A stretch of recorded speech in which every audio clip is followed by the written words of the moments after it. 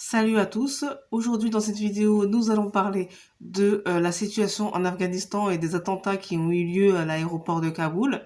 Avant tout, je vous invite, comme d'habitude, comme toujours, à vous abonner et à mettre des petits pouces à ma chaîne et à mettre les notifications. En général, sur cette chaîne, les commentaires sont désactivés, donc je vous invite surtout à vous abonner, à mettre les notifications et à mettre des pouces. Alors, la situation en Afghanistan, à Kaboul, elle est absolument désastreuse et ça va être le début d'un conflit sans fin dans ce pays. Là, donc, on en est au retrait des troupes américaines qui devaient se retirer jusqu'au 31 août. Donc, un plan comme ça sur plusieurs jours jusqu'au 31 août. Joe Biden a d'ailleurs hier soir dans la nuit confirmé son délai du 31 août. Et du coup, en représailles, les attentats ont touché les soldats américains et ont fait 85 morts et dont parmi les 85 morts, 13 soldats américains. Donc cet attentat a été revendiqué par Daesh.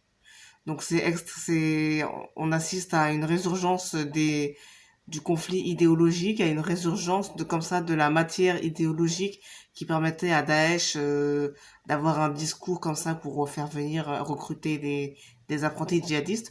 Ce sont des attentats suicides, donc à l'explosif, à la ceinture explosive. Donc vous avez affaire à des gens très motivés. Ils étaient deux, me semble-t-il, les terroristes, et donc ils sont venus faire exploser à l'aéroport de Kaboul. Et pour toucher le plus de monde possible, donc ça touche des soldats américains, mais aussi des Afghans et d'autres nationalités. Le but était clairement de faire des dégâts et de répondre au retrait américain par la violence. Le président américain Joe Biden, lors de son discours d'hier soir, il a quand même promis des représailles violentes. Il a promis que ce ne serait ni oublié ni pardonné. Mais ces menaces seront-elles mises à exécution? Et si elles le sont, comment vont-elles être mises à exécution? Puisque la situation actuelle est déjà un fiasco en soi. Le retrait des troupes américaines s'avère un fiasco et ça a permis aux talibans de prendre le pouvoir en à peine quelques jours.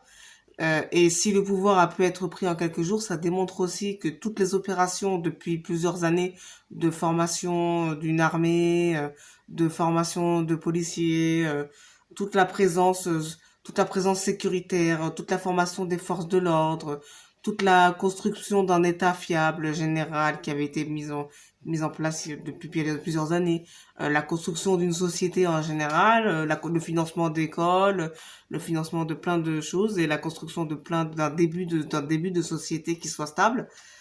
Tout ça qui était entrepris depuis plusieurs années est aussi un échec puisque les Américains étaient en Afghanistan depuis 20 ans avec une coalition, avec d'autres pays occidentaux qui étaient là aussi pour soutenir. Ils étaient là depuis plusieurs années et finalement au moment où ils s'en vont, on se rend compte qu'il n'y a pas d'État stable, pas de police fiable, pas d'armée compétente, alors qu'ils étaient là pour former tous ces gens-là normalement au départ. Donc ça veut dire que depuis 20 ans, de toute façon, la tentative de construction d'un État afghan fiable et stable et solide, de toute façon, toute cette opération a échoué. Daesh est revigoré et le djihadisme repart de plus belle. Et on vit en fait quasiment la même situation que dans les années 90 quand les Américains sont allés en Afghanistan, cette fois-ci pour chasser les Soviétiques, pour faire la guerre aux Soviétiques. Et ils ont gagné la guerre, les Soviétiques sont partis et les Américains sont partis juste après la guerre. Et ils ont laissé les djihadistes, parce que en fait, les Américains avaient fait venir, enfin, ou plus exactement, les Américains avaient combattu aux côtés des Moudjahidines et des djihadistes en Afghanistan pour virer les Soviétiques. Et les Américains partis, les Moudjahidines et les djihadistes sont restés sur place, armés et sans cause à défendre. Et en fait, là, et du coup, c'est comme ça que les djihadistes version terroriste ont pris l'ascendant.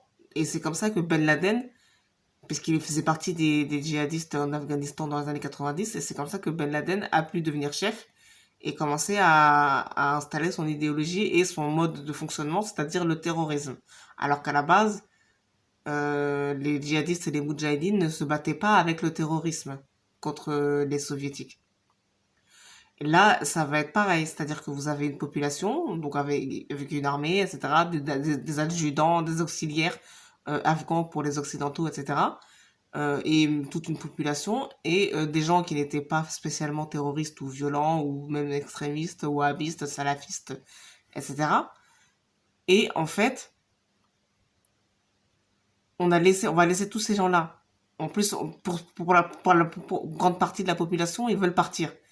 Nous, les Occidentaux, on s'en va, on les laisse là. On laisse aussi tous les adjudants et les auxiliaires qui ont aidé les renseignements et l'armée, etc. Et en fait, on va balancer ceux-là, ces gens-là, dans les bras des terroristes. Et Daesh se trouvant sur le territoire afghan, les talibans et Daesh ne sont pas amis, ils sont pas alliés, ils sont même ennemis. Mais autant les talibans contrôlent une partie du territoire, autant ceux qu'on a laissés, les Afghans, la population normale qu'on a laissé désœuvrer et qu'on a laissé se faire massacrer par les talibans ou qu'on a laissé prendre le risque, eux, ils peuvent aller chez Daesh et chez les terroristes par dépit parce qu'on les a laissés et parce qu'on leur a promis de les prendre et qu'on ne l'a pas fait. Ça, c'est dangereux comme situation. On est en train d'assister à une crise de politique intérieure aux États-Unis parce que ce retrait, il a été décidé par Barack Obama. Il a commencé à être mis en place par Donald Trump, donc les deux anciens présidents des États-Unis. Et donc là, il est en train d'être terminé par Joe Biden, le nouveau président élu depuis janvier. Euh, c'est une crise politique parce que ça divise les Américains, parce que les Américains veulent partir. Les Américains estiment on a dépensé beaucoup d'argent et qu'on a envoyé beaucoup de gens mourir là-bas. Ça fait 20 ans, la guerre a duré trop longtemps et que c'est un échec. Donc stratégiquement, c'est un échec, donc il faut reconnaître et partir. Et vous en avez d'autres qui estiment que donc dans ces cas-là, il y a des soldats qui sont morts là-bas tous ces 20 dernières années pour finalement rien et pour qu'on se retire avec la queue basse et en plus dans le désordre absolu. Et ils estiment que la vie de certains Américains ont été prises dans ce contexte, finalement, pour rien, pour des politiques qui n'ont mené à rien. Donc c'est extrêmement difficile. Joe Biden, en fait, là, traverse sa première vraie crise politique majeure. Lui, il s'attendait à faire sa rentrée sur le Covid, etc. Et lui, là, il traverse une vraie crise politique qui, en plus, se termine pas bien forcément pour lui, qui est une crise dont la fin est incertaine, dont on sait pas. Kamala Harris, la vice-présidente, elle communique pas sur ce sujet. Tout le monde évite, tout le monde commence à annuler des événements pour ne pas avoir à parler de la crise en Afghanistan parce que quand ça commence à prendre le pas, ça fait la une de toute l'actualité. Donc du coup, tout le monde évite le sujet et attend parce qu'on sait pas comment ça va finir et où ça va mener, quoi. Et cette crise politique américaine va se transformer en crise politique et géopolitique planétaire parce que on est en train d'assister peut-être à une fin objective de la politique occidentale qui était expansionniste, démocrate, pacifiste, mondialiste, impérialiste et libérale. Et cette politique-là était quand même très fortement critiquée depuis une trentaine d'années par en fait, tous les autres pays de la planète qui ne sont pas les Occidentaux. Donc c'est critiqué en Amérique latine, c'est critiqué en Afrique, c'est critiqué au Moyen-Orient, c'est critiqué en Asie, et à chaque fois pour des raisons totalement différentes. Mais en réalité, on pointe du doigt en réalité les mêmes personnes, c'est-à-dire les Occidentaux, et on critique une politique impérialiste qui s'installe sur beaucoup de plans et pas seulement sur un plan militaire, ça s'installe sur un plan culturel, sur un plan économique, avec des stratégies de raids économiques sur les entreprises, euh, avec des stratégies, avec des fondations qui financent des projets. Sur le plan politique, on sait que la politique mondialiste, elle est la plus aboutie en Europe parce qu'il y a la création de l'Union européenne avec tous les problèmes que l'Union européenne pose. Et ça, j'en ferai des vidéos sur ce sujet. Mais l'Union européenne est l'institution, le traité le plus abouti en matière de mondialisme. Et c'est ça l'objectif. Et mais ça prend plusieurs formes. différentes et pas uniquement sur le plan politique, puisque l'Union européenne est un système intégré sur le plan politique, mais ça prend diverses formes. Il y a des systèmes de financement des projets, de financement d'entreprises, de financement d'établissements. Quand on va dans le Moyen-Orient, il y a beaucoup de financement d'écoles, de construction d'écoles, des systèmes de bourses d'études, des systèmes d'échange entre les étudiants, des systèmes de voyage, des systèmes on s'attaque au monde, enfin on va vers le monde universitaire dans tous les pays du monde, y compris en Afghanistan, pour former les universitaires, former les étudiants, former les professeurs. Euh, donc il y a toute une idéologie derrière qu'on met en place. On choisit les gens à qui on va financer les bourses d'études. On finance aussi des programmes humanitaires. On fait de la coopération avec les organisations internationales quand elles font des programmes humanitaires dans tous les pays. Enfin voilà, il y a plusieurs niveaux comme ça, il y a plusieurs sujets, plusieurs thèmes sur lesquels les Occidentaux s'investissent pour promouvoir la politique mondialiste. Et là, ce qui se passe en Afghanistan, c'est un échec comme ça de la tentative d'expansion de la démocratie dans le monde, parce que vous avez affaire à des pays, alors ce n'est pas une insulte que de dire que quand vous avez affaire à des pays qui ne sont pas des pays occidentaux, donc qui ne réfléchissent pas de la même manière, vous n'avez pas les mêmes systèmes politiques. C'est tout simple. Alors après, peut-être que vous avez des aspirations, peut-être que vous avez des personnes dans les pays qui veulent changer de système, etc. Mais c'est interne à chaque pays. Et puis, normalement, il y a une souveraineté. Donc, les choses se passent normalement à l'intérieur du pays. Et chaque pays est censé avoir son système, euh, les autres pays ne sont pas censés faire de l'ingérence. Et c'est ce qui s'est passé jusqu'à aujourd'hui avec la mise en place du droit d'ingérence humanitaire, etc., etc. Et en fait, tout ça, même si ça a été fait au nom des droits de l'homme et au nom de l'humanité, au nom de l'aide, de l'entraide des populations, etc., il s'est avéré que ça a quand même été critiqué. Parce que il y a beaucoup de pays aujourd'hui dans le monde qui sont des anciennes colonies occidentales. Donc aujourd'hui, vous ne pouvez plus, l'Occident ne peut plus se dire investi de la mission d'aller dans ces endroits pour expliquer ou apporter de la lumière. Parce que ces pays-là, que ce soit l'Amérique latine, l'Afrique ou le Moyen-Orient, ce sont des anciennes colonies occidentales. Donc les questions de souveraineté, ce sont des questions fondamentales pour ces gens-là, puisque ce sont des pays où il y a eu des indépendances éventuellement, donc où on s'est battu contre les puissances coloniales. Donc la question de la souveraineté est un sujet majeur depuis la fin des indépendances.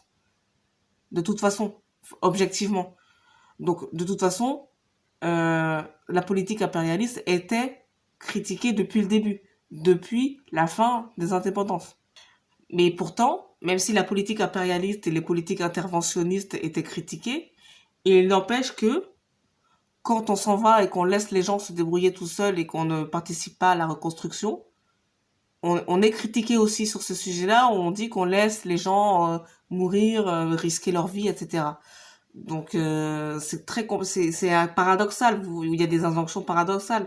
Et puis en plus, en face, dans certains pays, vous avez des fondamentalistes dangereux qui sont des terroristes pour certains.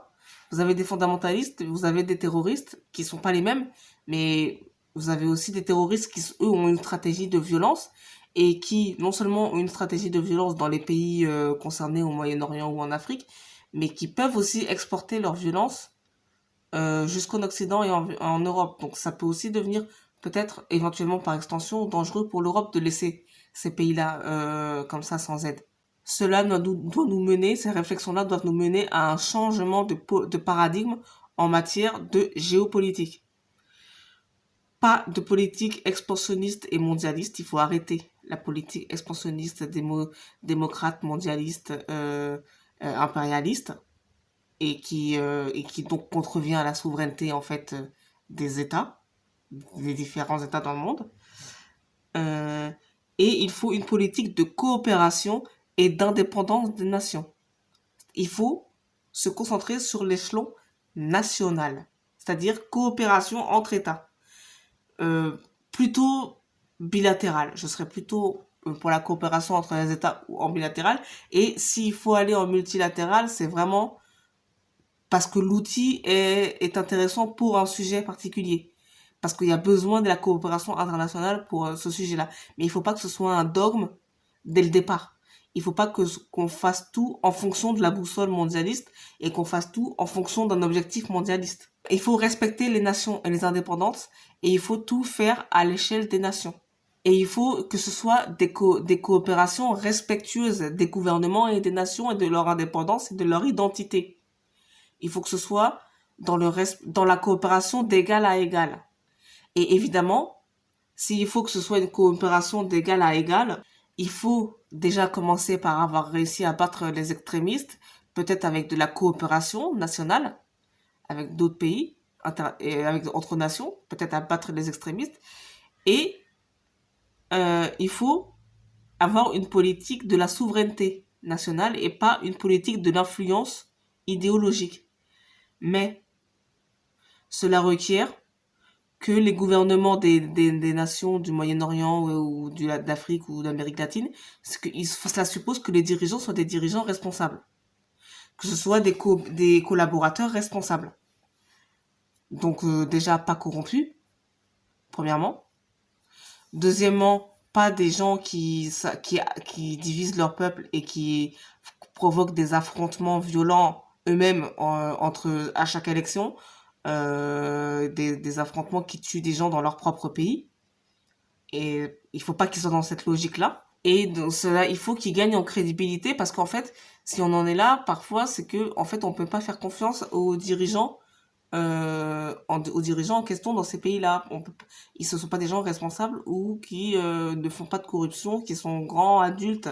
Et il y a un déficit de crédibilité qui est absolument dommageable pour ces gens-là. Et en plus, ce qui complexifie encore plus la situation, c'est que on va créer du ressentiment de la part de la population afghane qu'on a laissée là-bas, qui sont en train de prendre un risque pour leur vie, qui ont demandé de l'aide qu'on n'a pas apportée. Et on va envoyer ces gens-là dans les bras des islamistes et des terroristes. Donc il va falloir aussi régler cette question-là. Et il faut que tout le monde soit sur la table, soit responsable et crédible et adulte. Voilà, c'est la fin de cette vidéo. Je vous invite une nouvelle fois à vous abonner.